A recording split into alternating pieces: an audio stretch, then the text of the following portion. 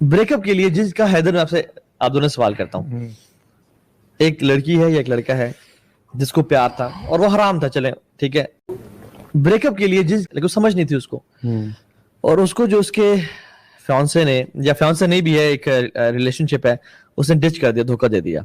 अब वो कहता है कि मैं डिप्रेशन में हूँ, एंजाइटी में हूँ, मैं मेरी जिंदगी का मकसद नहीं है, इसने मुझे, I miss him, I miss her, जो भी है, अब मैं एक जिंदगी के लो लाइफ में हूँ, कैसे निकलूं मैं, क्या करूं मैं, मुझे आप बताएं, मेरी हेल्प करें। मैं एहसास के लिए मुझे गुनाह था ये, मैं अल्लाह की तरफ आना चाहता हूँ, और साथ साथ मैं से निकलूं कैसे कि ये मुझे डिप्रेशन खाया जा रहा है, मुझसे निकलने नहीं जा रहा। क्या वैसे जिन लोगों के ब्रेकअप्स होते हैं ना, वो लोग ज्यादातर अल्लाह ताला की तरफ आ जाते हैं और दीन की तरफ आ जाते हैं, और ये उनके लिए ना एक वैसे तो बर्बादी समझी जाती है, जैसे हम कल बात कर रहे थे कि डिस्ट्रक्शन समझा जाता है, लेकिन असल में बहुत अच्छा साबित होता है किसी बंदे के लिए।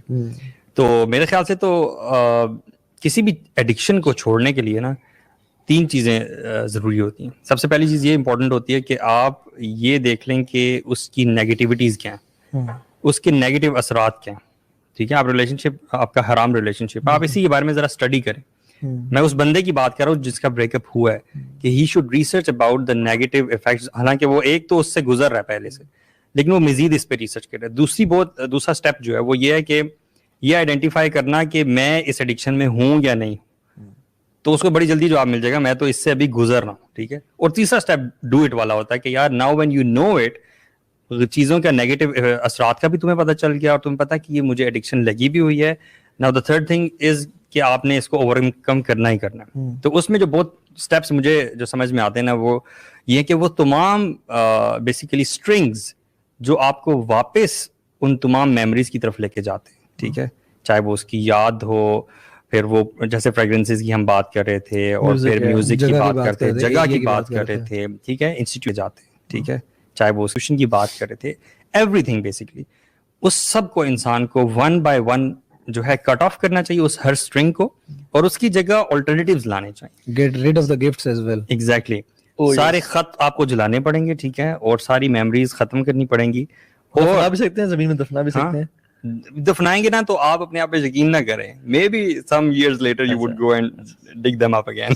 ठीक है, नेवर डू दिस। एक बंदे ने दफनाए थे इसलिए कह रहा हूं। So sometimes you might want to go check it out, कि यार जरा जाके देखिए अभी डिकम्पोज हुए या नहीं हुए। ठीक है, सही है। तो बेसिकली वो सारे स्ट्रिंग्स तोड़ के ना, मैं समझता हूँ उनकी जगह रिप्लेस करना चाहिए इंसान को। अच्छी गैदरिंग में फिर जाए इंसान, ठीक है, कोई तफसीर सेशन या इस तरह के स्कॉलर्स के साथ उठना बैठना। और अच्छा, चीज भी है, some people when they are in this depression phase, rather than thinking what's coming ahead, what should I do right now, they keep themselves fighting the negative emotions and keep them busy in fighting these negative emotions and loneliness में चले जाते हैं, loneliness में चले जाते हैं, और कहते हैं कि ये क्यों आ रहा है मुझे, मैं क्यों ऐसा हो रहा हूँ, और उसमें पड़ जाते हैं।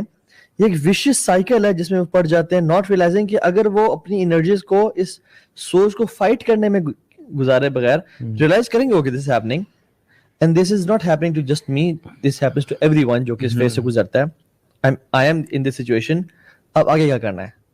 क्योंकि माजी जो है ना, माजी बड़ा खूबसूरत है, यानी माजी बड़ा इंपॉर्टेंट है। जो माजी आपको लेसन्स दे रहा है कि फ्यूचर में किसी ऐसे पंगे में नहीं जाना। मैं NLP एक्सपर्ट के पास बैठा हुआ था और उनसे बात हो रही थी, तो उन्होंने कहा कि हम डिस्कस कर रहे थे जिनके बचपन में हैरेसमेंट केसेस होते हैं, जिनकी बचपन में बुरी मेमोरीज होती हैं, और वो मेमोरीज अटैच्ड होती हैं सारी ज़िंदगी उनके साथ, और उनको ना हॉन्ट भी करती हैं और पूरे ख्वाब भी आते हैं, तो क्या करें, और सारी डिटेल में बात हो रही थी। तो उन्होंने कहा कि हमारे लिए बड़ा ईजी है कि हम NLP के थ्रू, न्यूरो लिंग्विस्टिक प्रोग्रामिंग के थ्रू उनकी उस मेमोरी को रिमूव कर दें, उनके माइंड से, सबकॉन्शियस माइंड से, लेकिन हम नहीं करते हैं।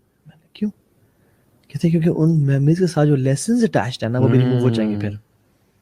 यानी किसी स्ट्रेंजर पे ट्रस्ट नहीं करना, गुड टच बैड टच क्या होता है, और फिर जो उस मेमोरी से अटैच्ड लोगों की और बच्चों की खिदमत है, और इस कैंपेन को चलाना है, और एनर्जी जो है कि मैं किसी पाकिस्तान में किसी बच्चे का रेप नहीं दूंगी या जाती नहीं दूंगी, वो ड्राइव खत्म। कितने लोग हैं जिन्होंने हॉस्पिटल्स इस तरह खड़े किए हैं, उनके साथ कुछ ऐसा हुआ, उनके बाद हॉस्पिटल्स बना लिए। ये शौकत खानम देख लें आप, इमरान खान की मदर अगर कैंसर से ना मरती, it was a bad memory. अगर इमेजिन इमरान खान, ठीक है, अपनी मदर की इस बैड मेमोरी सारी जिंदगी पड़ रहा था और लेजी और लेथार्जिक हो जाता, तो एक ऑप्शन ये थी। दूसरा ऑप्शन थी कि उस मेमोरी से लेसन लर्न करना कि मेरी तो माँ मरी लेकिन किसी और की माँ ना मरे, और उसने कैंसर हॉस्पिटल बनाया, व्हिच इज वेरी प्रेज़वर्दी। तो अगर माजी अगर आपको सबक सिखा रहा है ना तो बड़ा खूबसूरत है, आप उससे हमेशा उसको ना याद करेंगे और उसे चेरिश करेंगे। लेकिन अभी याद नहीं करना जब आपका ब्रेकअप, अभी याद नहीं करना। अभी आपने क्या करना है, leave fighting with negative emotions right now and think what's coming ahead, what can you do right now, what were the lessons you have learned from it. जो आपने गलतियां की थी आइंदा नहीं करनी, क्योंकि मोमेंट एक सुराख से 2 दफा डसा नहीं जाता।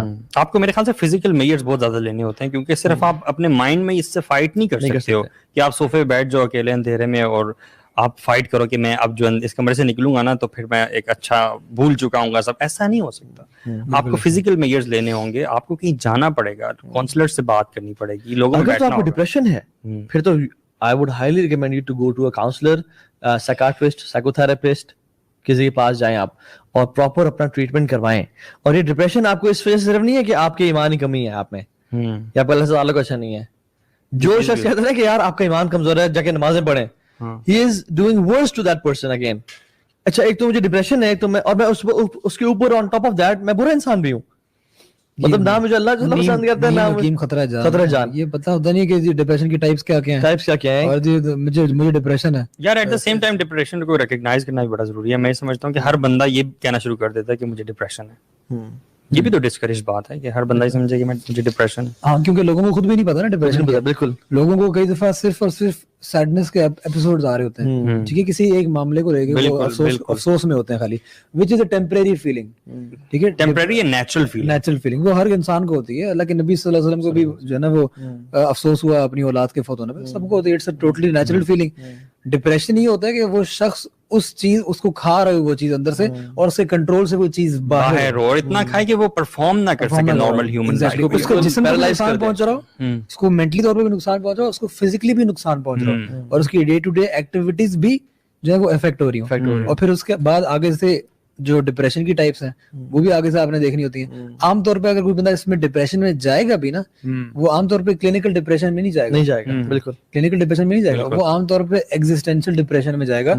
वो टाइप है जो कि अपनी थॉट्स की वजह से ही, अपनी जिंदगी का कोई रीजन ना होने की वजह से ही, मकसद व्हाई एम आई हियर का जवाब ना होने की वजह से वो उसको एकदम से रियलिटी हिट्स हार्ड कि जी एकदम से ब्रेकअप हुआ ना, क्योंकि वो अपने आप को उस शख्स के अंदर इतना ज्यादा इन्वेस्ट कर चुका था कि उसको और कुछ नजर नहीं आता था। सुबह शाम मोबाइल निकाला तो वही शख्स, यूनिवर्सिटी गया तो वही शख्स, सोया रात को सुबह उठा तो वही शख्स, और ये भी मेमोरी बन जाती है कि इससे ज्यादा खूबसूरत है भी नहीं पूरी दुनिया में। एग्जैक्टली, खेतों में छलांगे मारी तो वही शख्स, एग्जैक्टली, रातों को ख्वाब में देखा तो वही शख्स, वॉशरूम बैठे तो वही शख्स, हर जगह। और जैसे ही वो बंदा निकलता है ना, I wasn't expecting this from you यार। लेट हिम टॉक यार। मतलब जो चीज निकालना चाहो बीच में से निकाल के उस पे डाल सकते हैं यार। कम ऑन ब्रो, मतलब ही इज राइट यार। सच बात है। It's not that only he did it. Maybe you did it. नहीं, अब प्लीज मैं ऐसे नहीं था, मैं दवा याद नहीं था एटलीस्ट। तो वो कहते हैं मैं कट्टी पतंग हूँ, आवारा बादल हूँ, ठीक है, और जो है ना मुझे कुछ हो गया। अच्छा, तब कहते हैं मैं ऐसा दिल रखता ही नहीं जो कि टूट सके। अल्लाह यार बोतल पिला था। उधर क्या बात करता मैं, बहुत डीप चले गए थे आप। बहुत डीप चले गए थे आप। हाँ, आप इतना डीप है कि आप डूब गए।